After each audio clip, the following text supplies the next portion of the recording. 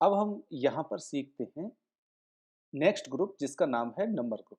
Number group क्या होता है? देखिए, जब भी हम किसी सेल में कोई चीज़ लिखते हैं तो उसका एक पर्टिकुलर फॉर्मेट होता है। अगर आपको नॉर्मल टेक्स्ट या डिजिट इससे अलग कोई स्पेशल टाइप की चीज़ किसी सेल में बार-बार लिखनी है तो हमें उस सेल का जो फॉर्मेट है वो चेंज करना पड़ता है। जैसे अगर आपको कहीं पे डेट बार-बार टाइप करनी है, आप चाहें कि पर्टिकुलर सेल में केवल डेट टाइप की जाएगी, तो उसका सेल का हमें फॉर्मेट चेंज करना पड़ेगा। तो वो कैसे करते हैं? देखिए, यहाँ पर नंबर ग्रुप में सबसे पहले मेरे पास दिया हुआ है जनरल। जनरल का मतलब नो स्पेसिफिक फॉर्मेट, आप इनिशियली किसी सेल में कुछ भी लिख सकते हैं। आप चाहिए नाम लिखिए, डिजिट लिखिए, कोई स्पेशल कैरेक्टर लिखिए, कुछ भी आप लिखिए, तो ये कहलाता है कोई स्पेसिफिक आपका रूल नहीं है, आप इसमें कुछ भी लिख सकते हैं। इसके बाद आती है हमारी करेंसी। करेंसी क्या होता है? हम किसी भी चीज़ को अगर हम मनी के रूप में लिखना चाहते हैं, करेंसी का एक साइन होता है, उस रूप में लिखना चाहते हैं, तो हम उस पर्टिकुलर सेल पे फॉर्मेट लगा देंगे करेंसी। जैसे एग्ज़ाम्पल, सपोज़ करो मैंने यहाँ पर कोई सेल सेलेक्ट किया है और यहाँ पर मैंने लिखा 50। अब मैं चाहता हूँ कि ये जो 50 यहाँ मैं जो भी डिजिट लिखूँ वो करेंसी के फॉर्मेट में आए, मुझे बार-बार कहीं पे डॉलर का साइन लगाना ना पड़े। तो मैं इस सेल पे जाऊँगा और इसको कर दूँगा करेंसी में, क्लिक कर दूँगा तो देखिए ये रुपीज़ के साथ 50.00 ऑटोमेटिक दिखाने लग गया। अब आप इस सेल को अगर डिलीट कर देते हैं और इसमें 100 लिखते हैं, तब देखिए, तब ये 100 रुपीज़ का साइन। तो ये होता है किसी पर्टिकुलर सेल को किसी पर्टिकुलर अपने डाटा के लिए फॉर्मेट करना। अगर मैंने यहाँ पे करेंसी का फॉर्मेट के लिए इस सेल को स्पेसिफाई कर दिया है, तो मैं यहाँ जो भी लिखूँगा वो करेंसी के फॉर्मेट में आएगा। ठीक है? इस करेंसी की जगह अगर मैं अकाउंटिंग करूँगा, देखिए करेंसी और अकाउंटिंग में बहुत ही छोटा-सा अंतर होता है। करेंसी में अगर आप ज़ीरो भी लिखेंगे, तो वो ज़ीरो रुपए करके दिखाएगा। अब इसके बराबर में ही मैं एक सेल को मार्क कर देता हूँ अकाउंटिंग के लिए। ठीक है, अब देखिए अगर मैं इसमें 100 लिखता हूँ, तो देखिए क्या अंतर आ रहा है? अकाउंटिंग में हम जब किसी चीज़ को ऐड या माइनस या मल्टीप्लाई करते हैं, तो हमें डिजिट पे ज़्यादा ध्यान देना पड़ता है। तो हमारा जो साइन है पर्टिकुलर, वो बिल्कुल लेफ्ट अलाइन है और डिजिट हमें प्रॉपर दिख रही है। अकाउंटिंग के लिए हमें केवल ये पता है कि ये हमारा कोई करेंसी का साइन है। लेकिन अगर मैं इसको ज़ीरो कर दूँ, तो देखिए ये ज़ीरो को अकाउंटिंग में ज़ीरो को कुछ भी काउंट नहीं किया जाता। तो ये एक डैश करके बता देता है। जबकि अगर मैं रुपीज़ में ज़ीरो को ज़ीरो लिखता हूँ, तो वो 0.00 करके दिखाएगा। ये हमारा अकाउंटिंग और करेंसी का डिफरेंस रहता है। इसके बाद देखिए short date, long date. Short date क्या है? जैसे यहाँ पर सपोज़ करो मैंने लिखा कोई आज का डेट है, सपोज़ करो 08 मई 2022 8 मई 2022। देखिए 8 मई 22 मैंने यहाँ पे लिखा हुआ है। अब मैं इसको करता हूँ शॉर्ट डेट। तो शॉर्ट डेट में ये इसने इसको और शॉर्ट फॉर्मेट में सेलेक्ट करके लिख दिया। अगर मैं इसको लिखता हूँ लॉन्ग डेट, तो लॉन्ग डेट में देखिए इसने अब इस तारीख को क्या-क्या चीज़ है, ये छोटा पड़ रहा है कॉलम। अगर आप किसी कॉलम में, सेल में कुछ लिखते हैं और आपको इस तरह का साइन दिखाई देता है, तो आपको समझना है कि आपका जो कॉलम है उसकी विड्थ कम पड़ रही है और आपके इसके अंदर का टेक्स्ट ज़्यादा बड़ा है। तो मैं इसको एक बार डबल क्लिक करूँगा और देखिए ये ऑटोमेटिक उसको एडजस्ट कर लेगा। तो जब मैंने लॉन्ग डेट का फॉर्मेट सेलेक्ट किया है, तो यहाँ पर लिखा आ गया संडे 8 मई 2022, जबकि शॉर्ट डेट में वो केवल डिजिट दिखा रहा था। अब देखिए हमें कैसे पता चलेगा कि किसी सेल को फॉर्मेट करने से होता क्या है? जैसे मैंने इस पर्टिकुलर सेल को कर रखा है लॉन्ग डेट के लिए फॉर्मेट। अब मैं अगर यहाँ पे लिख दूँ 100, देखिए, और 100 करके एंटर मारूँगा, तो ये हर चीज़ को डेट समझ के अपने हिसाब से उसकी एक डेट बना देगा, अगर आपने कोई पर्टिकुलर डेट नहीं डाली। आप इसमें कोई भी डिजिट लिखिए, 150, क्योंकि अब आप लिख रहे हो डिजिट 150, लेकिन आपने फॉर्मेट सेलेक्ट कर रखा है डेट का, तो ये उसको डेट के रूप में कन्वर्ट कर देगा। अगर आपको चाहिए कि 150 मेरा 150 ही दिखाई दे, तो आपको या तो जनरल पे सेलेक्ट करिए, तो देखिए 150 आ गया, या आपको पता है नंबर है तो नंबर पे सेलेक्ट करिए। नंबर और जनरल में क्या अंतर रहता है? देखिए यहाँ से क्लियर है, जब हम किसी नंबर पे क्लिक करते हैं, तो वो पॉइंट्स में 00 के रूप में हमें दिखाता है। और अगर जनरल में क्लिक करेंगे तो एक नॉर्मल फॉर्मेट 150 दिखाएगा। तो ये होता है किसी चीज़ के फॉर्मेट से इफ़ेक्ट।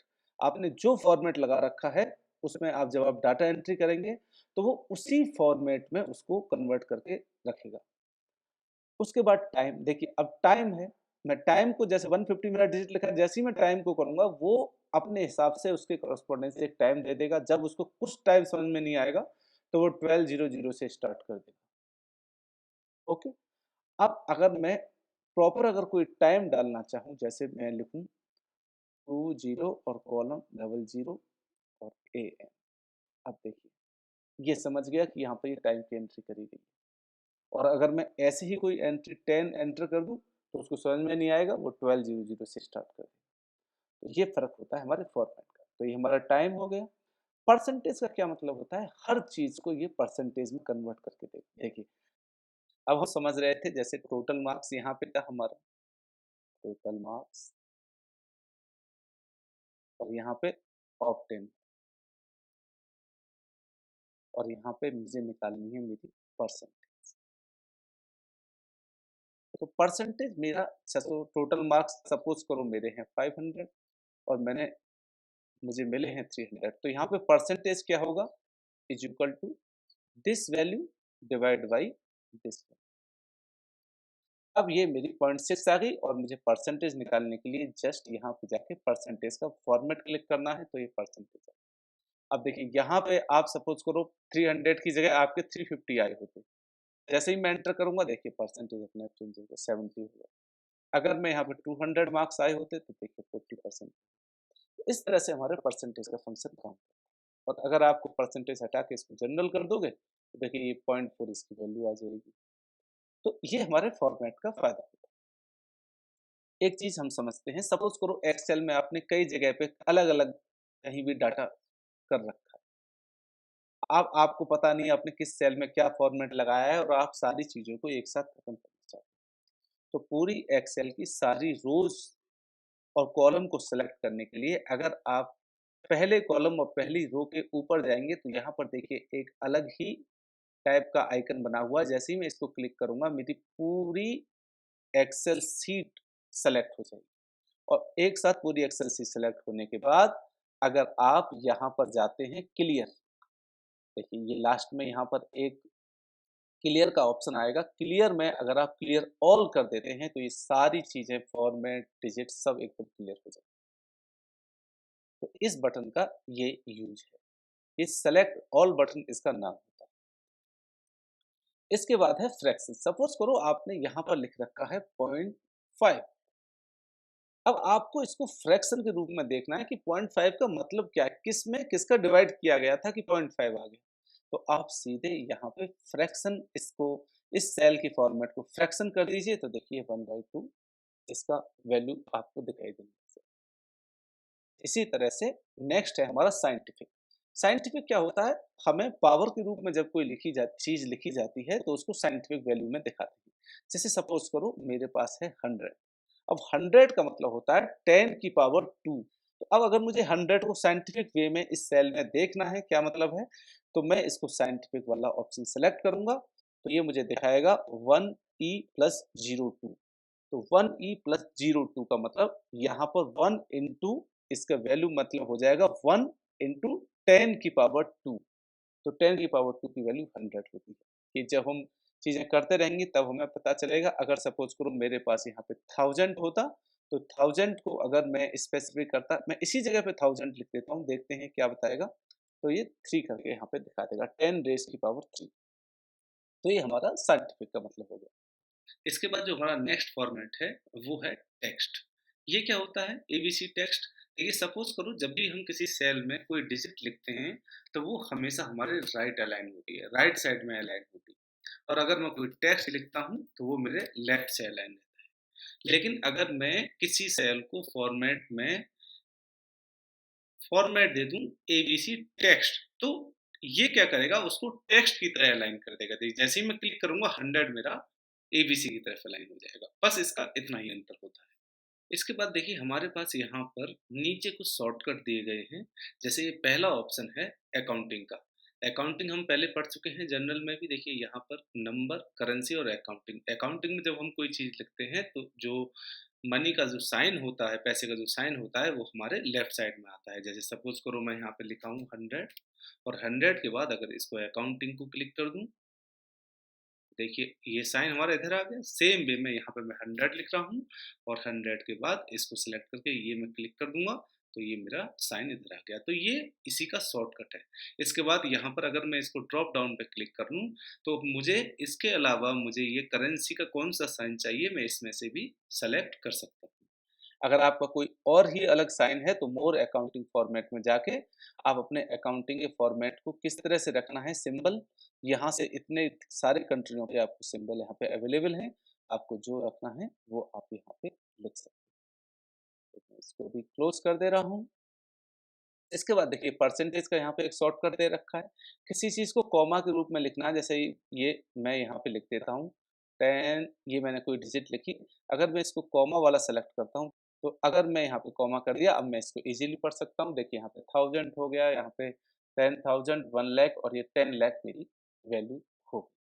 तो नॉर्मली क्या होता है, जब हम कोई डिजिट में ज़ीरो ज़्यादा न, जो लोग ज़्यादा अकाउंटिंग करते हैं वो ज़ीरो देख के केवल समझ जाते हैं कि अगर 5 ज़ीरो हैं, 5 ज़ीरो के बाद जो डिजिट होगी वो लाख से शुरू होगी। तो यहाँ पर देखिए 5 ज़ीरो है, 5 ज़ीरो के बाद 10 है, तो इसका मतलब इसकी वैल्यू 10 लाख होगी।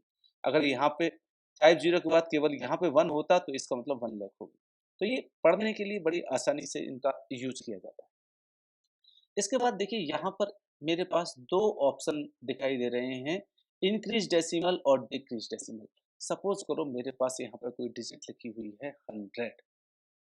अब देखिए मुझे इसमें डेसिमल लगा के उसकी वैल्यू समझना है, तो अगर मैं इसको यहाँ अभी क्लिक करता हूँ तो देखिए इंक्रीज़ डेसिमल, देखिए यहाँ पर मेरे पास सपोज़ करो सपोज़ करो मेरे पास यहाँ पे एक डिजिट लिखी हुई है 100। अब मुझे 100 में डेसिमल के रूप में इसको लिखना है। तो मैं क्या करूँगा, इसका देखिए इसमें डेसिमल, इंक्रीज़ डेसिमल पे क्लिक करूँगा तो ये डेसिमल फॉर्मेट में आ जाएगा। और ज़्यादा डेसिमल फॉर्मेट में लिखने हैं तो पॉइंट्स के बाद आपको कितने ज़ीरो के फॉर्मेट में ये लिखना है, ये कर सकते हैं। कम फॉर्मेट में लिखना है तो ये कम का साइन दबाते जाइए, ये कम होता चला जाएगा। तो ये इंक्रीज़, ये डिक्रीज़। तो इस तरह से हमने इस नंबर ग्रुप को समझ लिया है। बेसिकली इसका यूज़ है कि अगर आप पर्टिकुलर सेल में कोई पर्टिकुलर फॉर्मेट लिखना चाहते हैं, जैसे डेट लिखना चाहते हैं, करेंसी लिखना चाहते हैं, फ्रैक्शन का फॉर्मेट लिखना चाहते हैं, तो हमें उस सेल को उस फॉर्मेट में करना पड़ता है। एक बार अगर आपने किसी सेल को एक पर्टिकुलर फॉर्मेट दे दिया, तो वो उसी फॉर्मेट में उसको लेता रहेगा जब तक आप उसको मैन्युअली चेंज ना करें। तो इसके साथ ही हमारा ये नंबर ग्रुप जो है वो फिनिश होता है। इसके बाद हम आगे की क्लास में नेक्स्ट ग्रुप को स्टडी करें।